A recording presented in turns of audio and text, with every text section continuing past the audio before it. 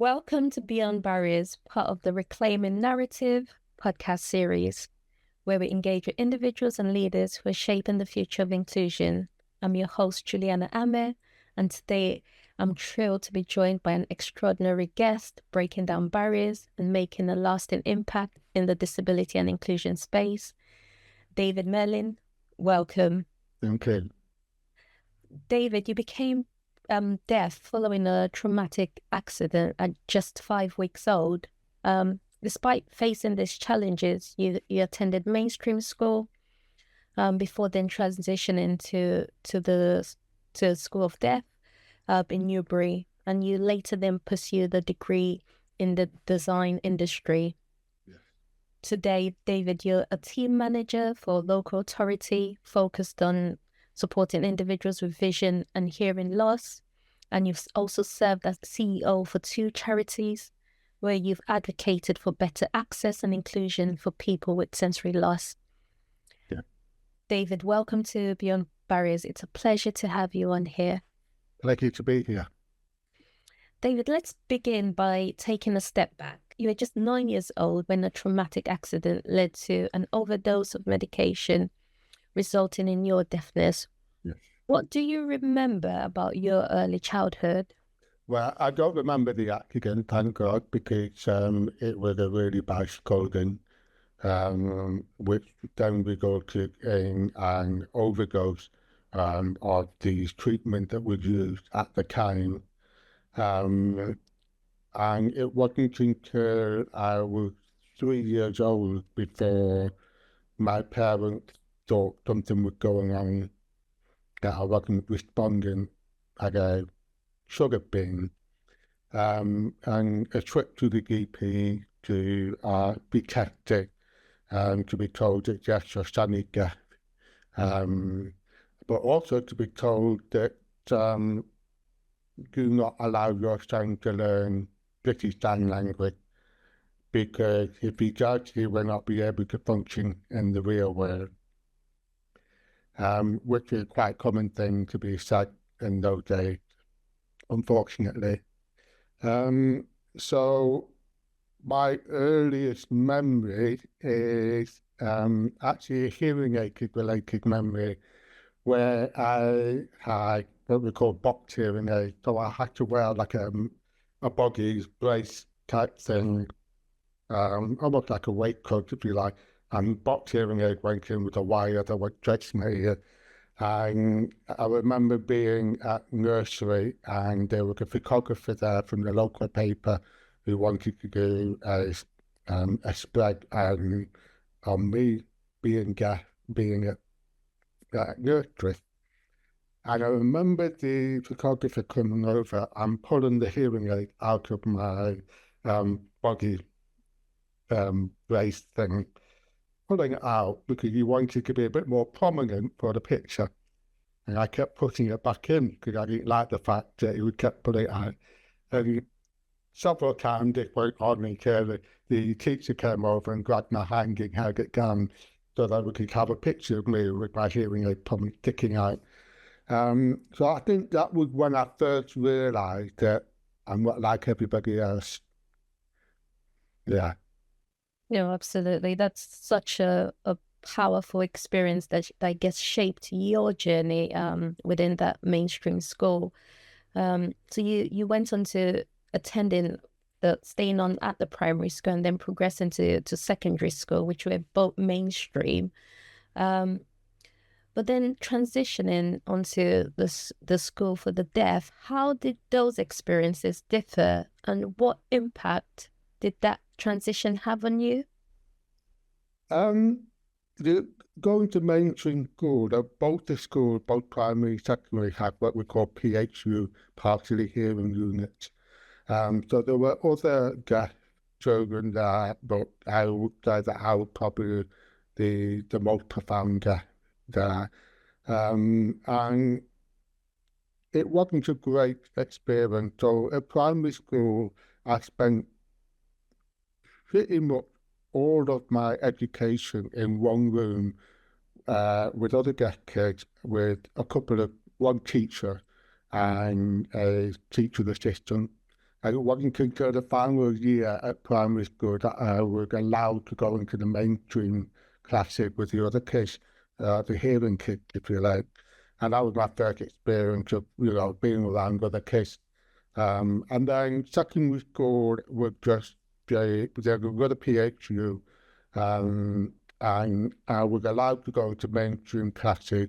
But whenever they did things like French or German or other language or English literature, I had to then go back and do tutorial, as they call it, and focus on the English language, because the goal was to, make sure that we understood English. So we never learned a new language, and we never did English lit, which I would have loved to have done, to be fair.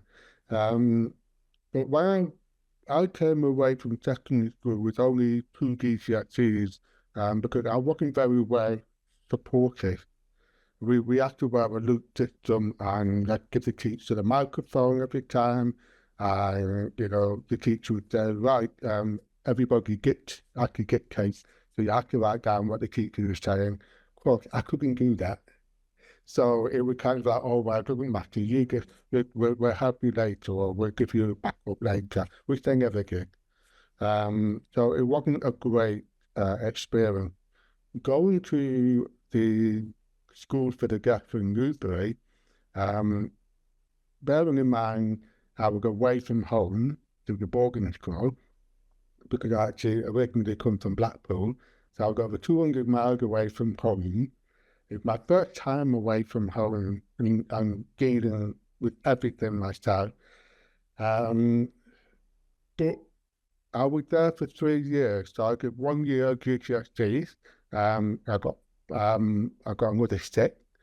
So, and then I did 2 years of A-level, and I did a city and girls. And what was different was that I was surrounded by other deaf kids who understood me, understood the struggle of being deaf, understood the barriers of being deaf, understood the prejudice that we experience as being deaf. And it was such an eye-opener. And I went from being a very scared little boy, even though I was 16, I still felt like I was 11 or 12 years old, to almost a man over a course of the 3 years. Really begin to understand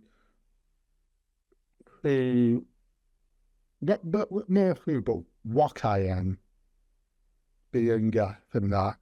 So that was quite an interesting journey into discovering the deaf world, as they call it, and being surrounded by my peers who offered guidance and support, and so on. So it was an amazing 3 years.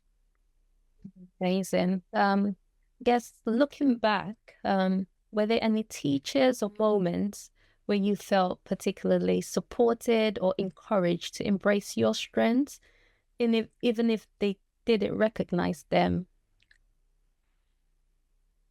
There was one teacher who he taught craft design technology. So that's when I first, I was interested in design, but he was actually new to the school the second year I was there, and he also never taught deaf children before, so it was all brand new to him. But he was amazing because he was so willing to learn about how to support me better, that he wanted to learn from me and I wanted to learn from him. He wanted a teacher came and said, he can get to know it all and get carried on with it. He was like, am I doing this right? Tell me how I can improve for the other children. I think what was interesting is because even though the school for the deaf, sign language was not allowed there, it was banned actually. So thankfully it's not like that anymore. They do allow it now at that school. But back in the day when I was there, sign language was banned. So they had to put and encourage the children to talk. So I was one of the very few with a very almost clear speech, if you like. but there were a lot of deaf children who did not have any clear speech, and he struggled with them. So I would kind of act like an interpreter for one or two of them who were in my class, and I would interpret back to them as well. So it was an interesting switch in my lifetime. But he was brilliant because he allowed me to be me, and he didn't judge me, didn't prejudice, there was no prejudice, there was no he was just amazing, and he so wanted to learn. So I think that was just the one teacher. No, that's amazing. I guess having that one teacher sort of ignited your interest in then going on to the design and industry, where you then spent several years before experiencing discrimination in your final role. Can you tell us a bit more about that experience and how it fueled your passion for advocacy? Well, I think the whole design thing came from when I was about 11 or 12 years old, and I went to our local supermarket, and they had these windows outside where they put artwork, and the windows every, I think it was every month they put some new artwork up. But one year what they did was they put up these technical drawings of cars or bikes or planes where you could see, it was almost like transparent, where you could see the inner working of the car or the plane and so on. And I was fascinated by them, and I used to beg my parents to take me back so I could study them. And I said that's what I wanted to do. But as I started to go through school and that and doing graphic design technology and art and so on, I really got into computer-aided design and things like that.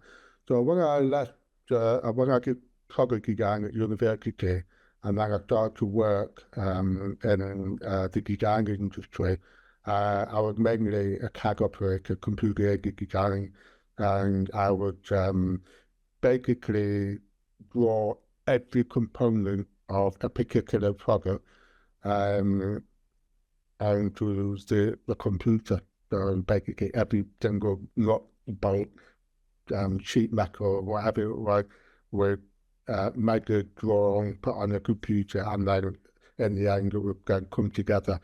You see how the finished product would look, but it for the engineering department would know exactly what product or what they needed, what measurement they needed, etc. to make it. So it's a very important job. So I spent 9 years, I think I worked for about 3 or 4 different design companies doing that. I think what I'm most proud of is that I've got products all over the world that I design. One that I still see at Tesco every now and again. It's like, I did that, I designed that, which is really cool. But it was not, when I first moved down south, because I was working in Blackpool a lot, and then I thought I'd come down south and see if the industry is better. Because my other ambition wasn't to be a designer, the other ambition was to lead my own team. Because I wanted to prove that I could, as a guest person, lead my own team. And it was a job I had in Westbury, and I was there for about 8 or 9 months, and then we went on a staff outing, and we were in a pub, and as you can imagine, a few drinks, which had. My line manager came up to me and said, "I know something you go," and she was paralytic, put it politely. I said, "Oh, what do you know that I don't know?" And he said, "You're the token disabled person in the workplace, and you're being paid £3,000 less than everybody else." And I was like, "Excuse me." So that was on a Friday. Then on the Monday, I walked in, handed in my notice, and walked out and never went back again. And I then I went straight to a travel agent who said, "Can I have a holiday somewhere where I didn't need to think? I don't need to be around people or anything. I just need to think. I need to decide what I want to do with my future, my career," because I was so shocked. I've never experienced a kind of prejudice I've name calling, I've had, bullying and so on, but that was, to me, extreme, and it really took me. So the travel agent booked me to the Maldives, and I went to the Maldives, and I had a book with me, and it was by a guy called Mark Biddington. He wrote like thrillers and crime novels and that. And I opened the first page, and there was the inscription inside on the first page. And the inscription said, "Not harder, because the world is deaf." And I thought, oh, is that what I'm supposed to do? Not hard, to make the world hear. And I thought, well, I've got a fairly big mouth. I'm fairly intelligent. Maybe this is what I need to do. Maybe I need to come away from design. Maybe I need to use my noggins, if you like, and really prevent what happened to me happening to others, for those who are unable to speak up for themselves. I think there's something that my parents instilled in me: speak up for yourself. If you can't hear someone, say you can't hear someone. If you misunderstand someone, don't just nod your head and speak up and say, "I didn't understand you, could you repeat yourself, please?" And I think, that's what I started doing. So that put me on a very different path. I came back from the Maldives after a week, but I made a mistake of going to the Valentine's week. Everyone was getting engaged, I was single and with no girlfriend. I was like, ah. So I came back early. No, that's brilliant. I guess it was such a relaxing holiday. It wasn't relaxing. Well, it wasn't a very boring holiday. There was nothing to do over there. So, but yeah, it was quite a profound experience of reading that text and just saying, oh, okay, and it really changed the course of my life. Yeah. Absolutely. And I guess what was at that time a negative in many sense sort of drew you to something that, in terms of that advocacy, and something you were even equally as passionate about. You started as a marketing assistant at the Disability Theatre, and then quickly rose to become a CEO of 2 charities within 13 years. That's incredible. What an achievement that is. What were some of the highlights and challenges during that journey? I think the challenges were being taken seriously, because here I am, a deaf person. Yes, I can speak quite well, but I can't use a phone, things like that. And just how can you, in those days, phones were a big thing, and the mobile phones started coming out, so everyone was like on the phone constantly. And this is before, video conferencing, stuff like that. So it was the kind of, can this person really do it? Can this person do it without being able to pick up a phone? That was a big thing. And the journey was, I think it was, what was the turning point for me was I joined, this is just the funny thing about me.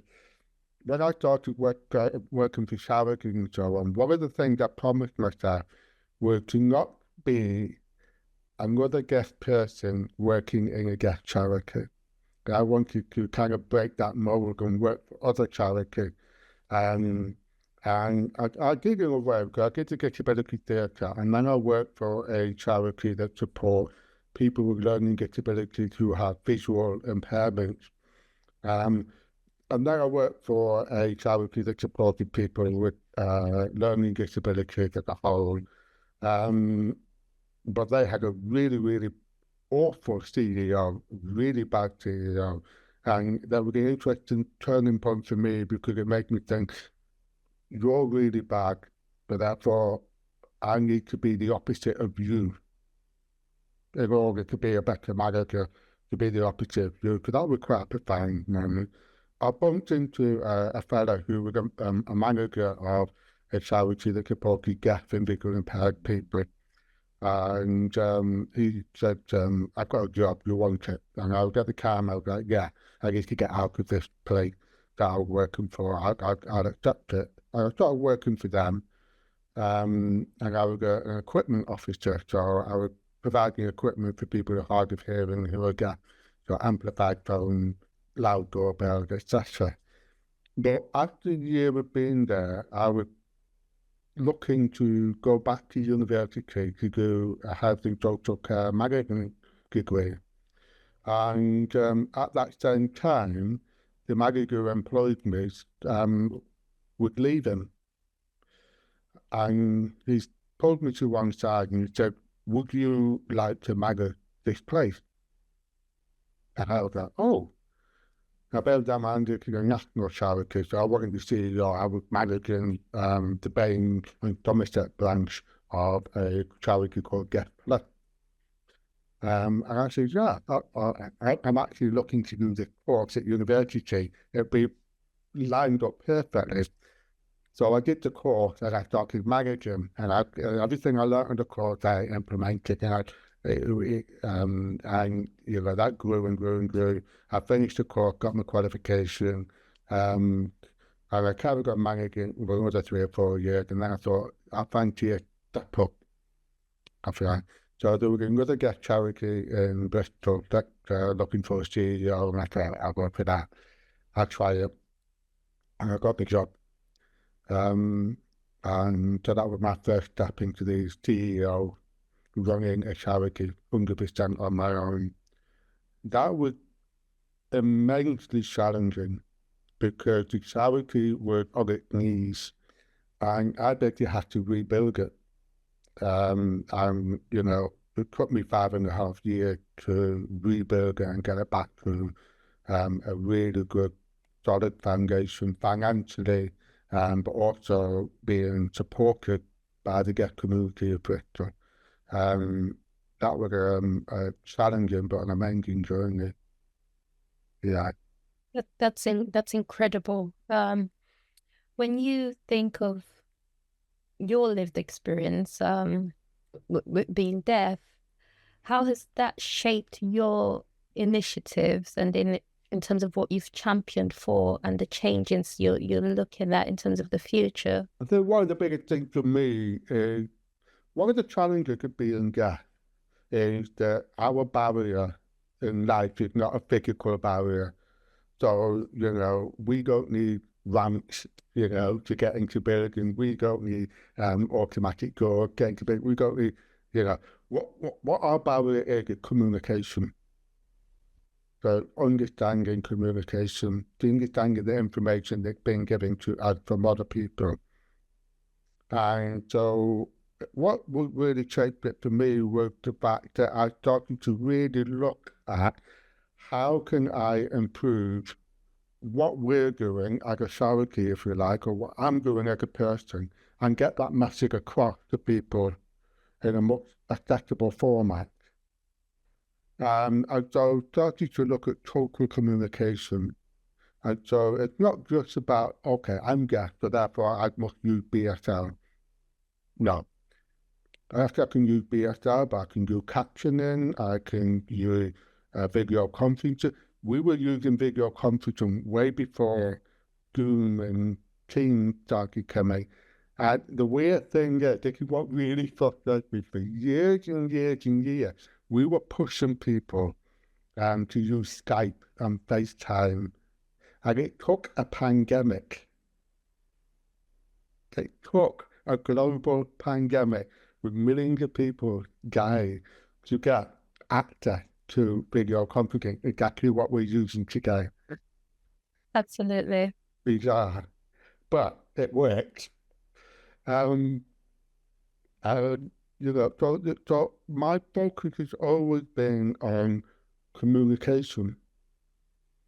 How can and it's not just about communicating what we're doing to the deaf community, but communicating what we're doing to the mainstream community as well. So how do I translate what deaf people are doing into the mainstream community? That's difficult, because there is no way that you could understand exactly what it's like for someone like me to trying to survive in a world that is full of noise, that communication. The communication is the bedrock of human life. Yeah, we cannot function without communication. But that is our biggest barrier. And so it's always been something that I've been advocating for, total communication. And I do the same now with Wiltshire Council to push into improve accessibility in how we share our information within work and externally. Yeah, brilliant. And I guess if there is someone listening at the moment who is struggling to accept their hearing loss or being completely deaf, what message or what strategies has worked for you? It varies from people, to be fair. I mean, one thing I've learned is that having a hearing loss, if you lose 5 or 10% of your hearing, it will have an adverse reaction. David, what message could you share with someone who is currently experiencing hearing loss or who is now completely deaf, in terms of that self-acceptance or strategies that has worked for you? Are there any messages or advice you can give? Sure. I think it's difficult because each person is different. I mean, I became deaf very early in life. There are people who become deaf later in life. There are people who go to bed and wake up and suddenly they're deaf. There are people who, one of the common form of hearing loss is age-related hearing loss. So older people, their hearing is reduced. But one thing that I've learned over the years that if you lose 5 or even 10% of your hearing, having a first reaction to your mental health. So it can really impact on you. So, your ability to be able to function in society, in social situations.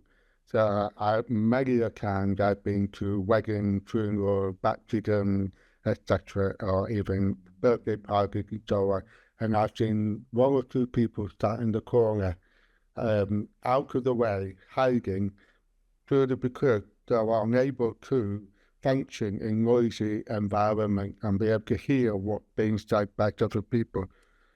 One of the weird things is that when you lose your hearing, your ability to be able to filter background noise is gone. So what your brain does is absorb everything. And so that filter is no longer working and it becomes overwhelming. So my advice is, it's really, really tricky. It's really, I think one of the things that I've learned is don't worry about it too much. Because I'm not the one with the problem. The other people who have the problem, the other people with the lack of education, the lack of understanding, so I could come into a room with a lot of people, very busy, and I will partake in conversation, and if they turn away while they're talking to me and I miss what they said, I would, I'm sorry, can you just turn back to me and you can lip read you? I think being proactive. But there are a lot of people out there who have hearing loss that will not admit they have a hearing loss because they're too embarrassed. They will not wear hearing aids because they're too embarrassed to wear hearing aids. But to me, wearing a hearing aid is exactly the same as wearing glasses. Every morning I get up, I can't see very well. But the first thing I do, I put my glasses on. I can see. And then I put my hearing aid in. I can hear a little bit better. I've got a couple of implants as well, which has been an absolute revelation for me, because I can hear so much more with a couple of implants.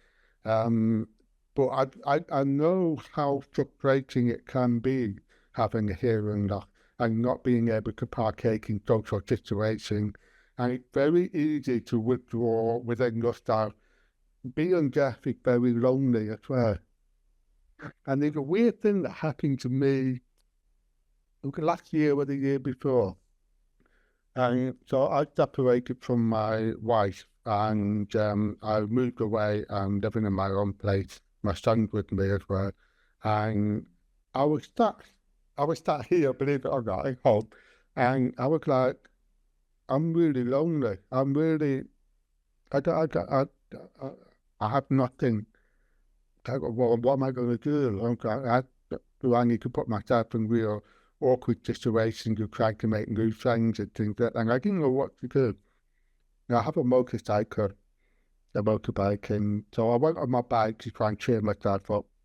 Got my bike and I went for a ride, and there were other motorcyclists passing me. And the thing we do is that we nod to each other. So when we see another motorcyclist, we nod to each other. And then it hit me while I was riding. I am not truly ever alone.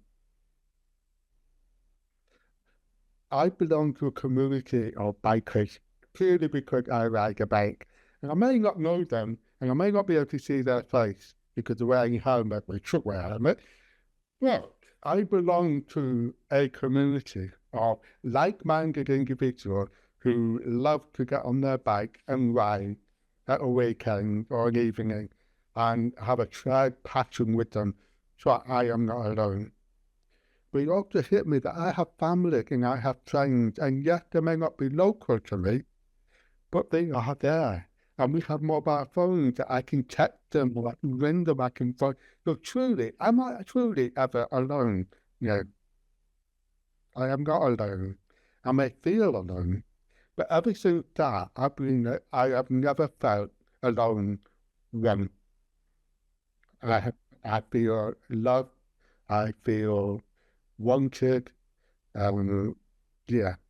So yeah, so I've got throw that out there, yeah. But yeah, believe it or not, it can be very lonely having a hearing loss. You can sit in it. And the other thing that happened, I went to see Russell Howard at the Hippodrome in Bristol.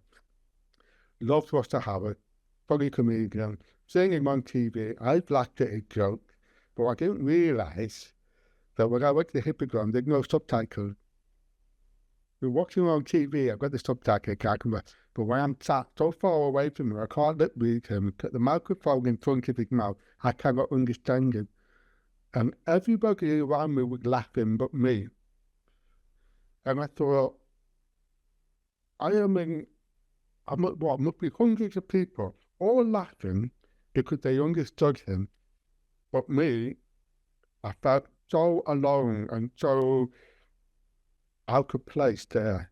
And I thought, well, the two avenues to take here, I can go down the negative route and oh, woe is me, I'm deaf and beat myself up, and everything because and moan about the fact that there's no accessibility in the theatre, etc. Or I can take the positive route and use it as a learning tool, use it when I'm training people in hearing loss, that we can be in a room, a crowded room, and still feel lonely. But it's a learning tool for everybody. So how can we make that theatre more accessible? How can we make Russell Howard more accessible? And we now got British Sign Language in the theatre now. We now have captioning in theatre, etc. We have all these things. So, that would, yeah. No, that's incredible. And I think what that highlights is having those measures in place in terms of accessibility is really important. It can easily be overlooked and can impact on one individual, and that impact can be profound. You mentioned something such as just having the subtitles, which is so important. And you also touched on your implant as well. For our listeners who don't have that understanding in terms of how that has made a difference to you, can you just explain a bit more to us? About, sorry, what, the implant? Yes. Okay, so the implant, so it's a weird thing. So in our ear, we have a cochlea, which is like a snail shell that goes around that. And within the cochlea, there are millions of microscopic hair cells, and these hair cells don't move. Okay, so at the beginning of the cochlea, it's quite thick, coarse hair cells, and the more and more you go in, they become thinner and finer hair cells. Now, when sound waves go over the head, they move. But when they move, they send an electric signal to the brain and the brain translates that into sound. Okay? So, the thick coarse hairstyles are the low frequency, where the finer and thinner ones are the higher frequency. So the lower the frequency, you get the low frequency able to move the thick coarse hair down, which sends the signal to the brain to say this is a low frequency noise, like a man's voice or a car engine or a motorbike or a plane or whatever. And the female voice and higher registration are move the finer hairstyle, but you can't move the thick one because it's too thick to push it. So you can imagine like a moose box, an old style moose box that you bring round and all the teeth are plink, plink, plink, plink, plink, and it makes a noise.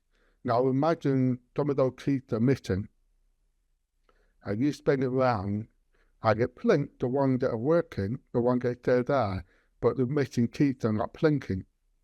And so everything, the music sounds distorted. It doesn't sound like what it's supposed to be. When we get damage in our hairstyle in the cochlea, that's what happens. They're not moving, so they're not sending the electric signal to the brain.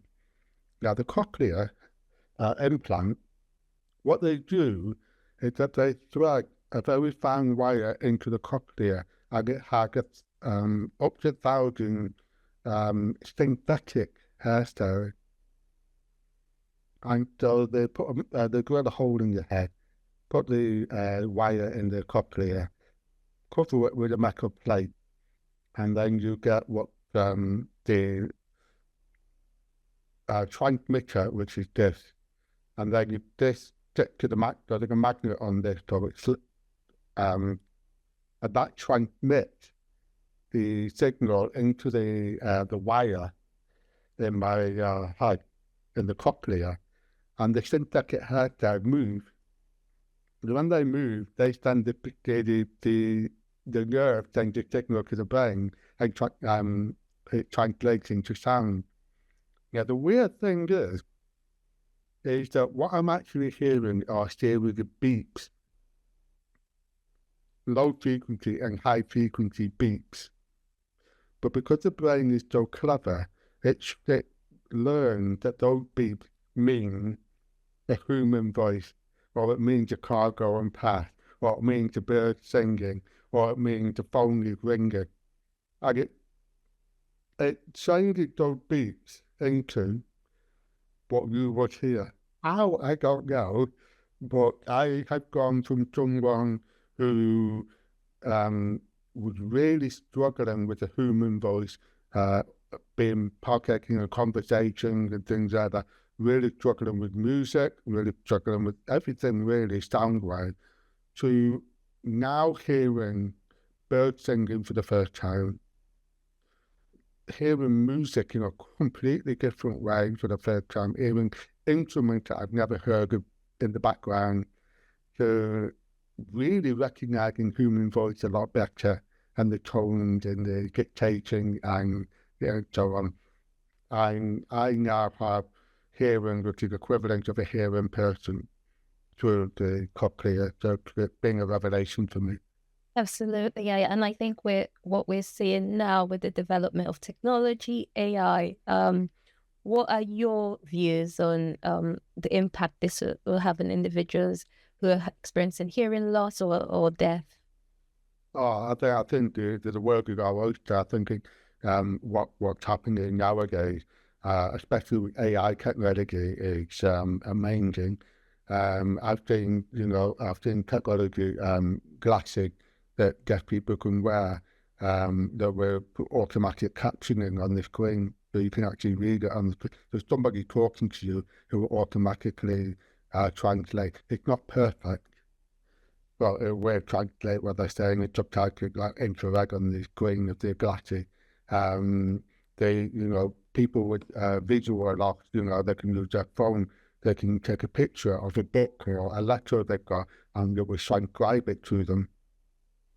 So technology has really in the vision and hearing world, it's really grown over the last few years.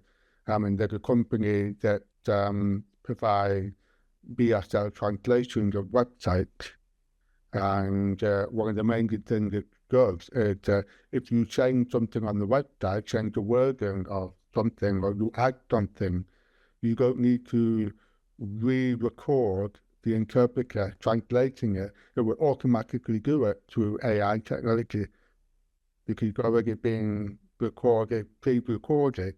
So it will subtract, take away and subtract and add and create, designing what's being replaced or what's been taken away. So I think, technology now is really quite interesting and exciting. One of the other things is hearing aids that are actually under the skin with nothing externally. So it's all under the skin. So you could go swimming with hearing aids. There's a lot of things that can be done, but one of the weird things that I always find is that if you change something to make something inclusive for people with disability so that they can be able to access the service, it has a knock-on effect for people who are not disabled. So I'll give you a classic example, okay? So a wheelchair user will not be able to get up steps. So you build a ramp. Okay, so now a wheelchair user can get up the ramp. But also somebody who's a mother with a baby or father with a baby and a pushchair can now get up the steps to go up the ramps. They're not disabled, but they can get up, they can get in the building, right? David, if you could leave our listeners with one message, what would that be? One message, okay. Stop looking at the disability. Look at the ability.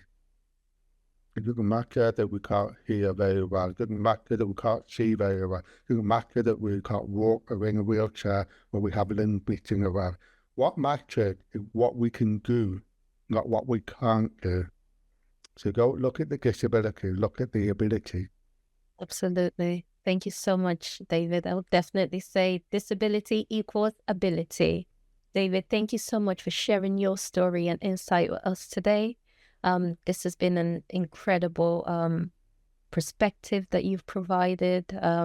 It's great to hear how your work in terms of that advocacy is continuing to change lives. To our listeners, thank you for tuning in to Beyond Barriers, part of our Reclaiming Narrative series. If you've been inspired by David's story, don't forget to subscribe and share as we continue to amplify the voices of individuals and also breaking down barriers. Thank you. Thank you.